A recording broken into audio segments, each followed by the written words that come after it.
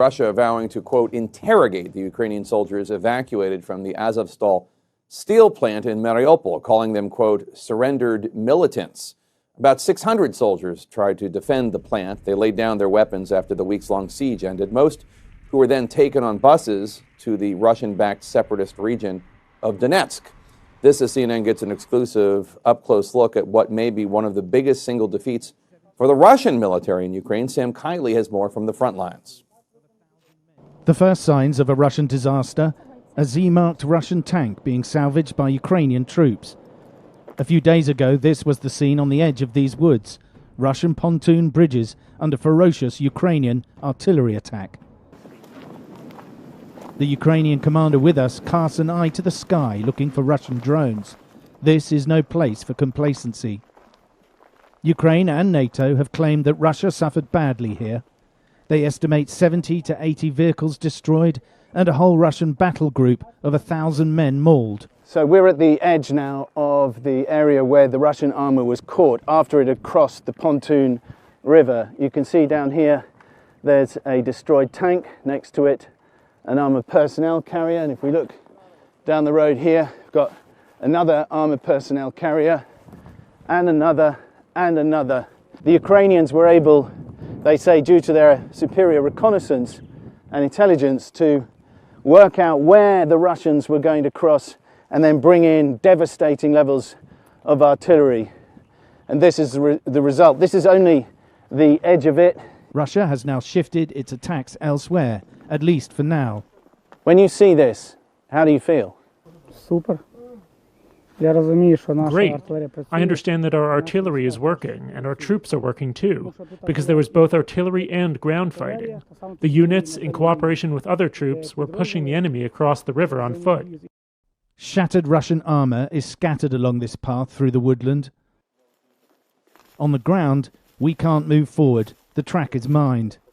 A real disaster for the Russians, but something that the Ukrainians now are saying here that means that the pressure is off this particular front for now, and that they believe that the Russians are focusing more of their efforts elsewhere. Ukrainian soldiers pick over the debris of this victory, but the chilling truth is that many of their comrades have ended up like this. And while this is a success in the grinding war for Ukraine, Russia remains an immediate threat. And they've asked us to get out of here with their military commander because they're worried that our cars are going to attract attention and therefore attract incoming. This is still clearly an extremely active area. And one, as it was for the Russians, that's a considerable relief to leave. Now, Jake, we mentioned there that the Ukrainians believed that there was extra pressure being brought to bear by the Russians elsewhere, about 10 miles to the east in the town of Bakhmut. That's exactly what happened. There was a pretty ferocious tank battle on the outskirts of that city. At least one person was killed in some kind of missile strike in the central part of the city, and a factory was set ablaze. And that is because the Russians have been trying to punch through these Ukrainian defensive lines now for weeks, so far without success, Jake. Sam Kiley reporting from Kramatorsk, Ukraine. Thank you so much. Appreciate it. Joining us live to discuss, Ian Bremmer. He's the president of the Eurasia Group and author of a new book called The Power of Crisis, How Three Threats and Our Response Will Change the World. Ian, thanks for joining us. So Vladimir Putin undoubtedly sees today's apparent surrender in Mariupol as a huge victory for Russia. But as our last report just showed, there have also been major setbacks for Russia. Putin's forces are behind schedule. They're being pushed back in the Kharkiv region by the Ukrainians. Finland and Sweden are both racing toward NATO membership. Do you think there is any part of Putin that regrets what he's done? Yes, I do. And I know that when he's spoken to European leaders recently, he has said that mistakes have been made on all sides, including Russia. And it's the first time I've heard that, frankly. So, I mean, look, he's getting the news. He certainly understands how many Russians are getting killed in the field. Lord knows he knows that this war is not going the way he intended the special military operation, as he calls it, to go. Even President Lukashenko, one of his very few allies on the global stage, admitted last week to his people that it's taken a lot longer. It hasn't been great. It's true that Mariupol is important in the sense that it allows the Russians not only to mop up that town of 400,000 and redeploy those troops elsewhere. It also gives them that land bridge between the Donbass and Crimea. The fear, of course, is that they're going to start actually annexing territory that they didn't hold before February 24th. And that, of course, makes the prospects of any frozen conflict or negotiations a very, very distant prospect indeed. Let's talk about your book. You write about the threat of the next global pandemic.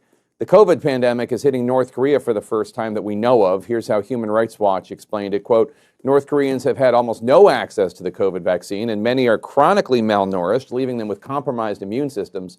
Medicines of any kind are scarce in the country. The healthcare infrastructure is extremely fragile, lacking medical supplies such as oxygen and other COVID therapeutics. How bad do you think it's going to get in North Korea? And do you think that Kim Jong-un ultimately will allow outside help?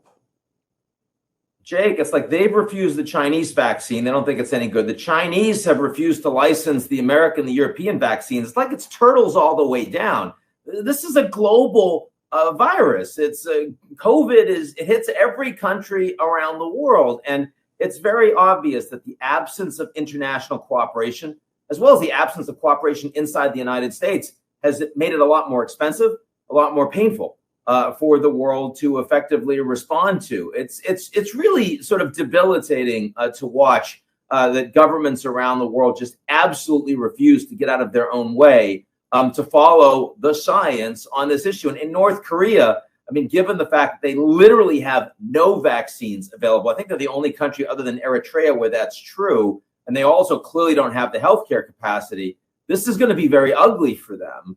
And what worries me is usually when they have that kind of a problem, they distract. And usually a distraction is another missile test, maybe a nuclear test. I'd be more worried about that in the coming weeks than I have been at any point in the past year, frankly. You write that one of the emerging global threats is disruptive technology. You're talking about artificial intelligence or cyber weapons, sophisticated algorithms, and on and on. As you know, billionaire Elon Musk is making a tumultuous on-again, off-again bid to take over Twitter. Do you think it matters who runs Twitter? Can the CEO ultimately be more disruptive than the social media product? Look, it's very clear that we have a lot of technologies that affect both the anxiety level of human beings, the disinformation, whether or not economies work, and cyber weapons, and even, sort of how our political system functions. In the case of Twitter, the person that runs Twitter, I mean, they decided, not because of a regulatory authority, but they decided to remove the sitting president of the United States from that platform. And Elon Musk has made very clear that if he ends up owning it, if he buys it, it doesn't look very likely at this point, that he would re-platform President Trump. So simply for that reason, I mean, this is a much more important decision in response to January 6th than anything the United States Congress or the Supreme Court has possibly done. I think that's a pretty big deal. Eurasia Group president and author of the new book, The Power of Crisis, Ian Bremmer. Thanks so much for joining us today. Best of luck with your book.